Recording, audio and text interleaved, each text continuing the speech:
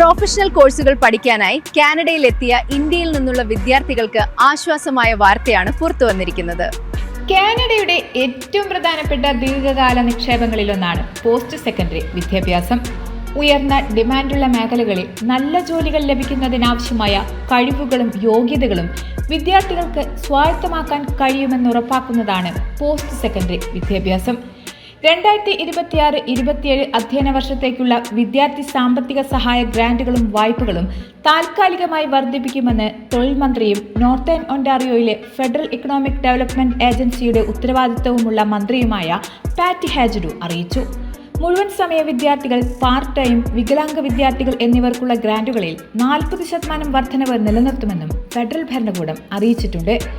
Canada students loan പരിധി $210 നിന്ന് $300 വർദ്ധിപ്പിക്കാൻ തീരുമാനമായിട്ടുണ്ട്.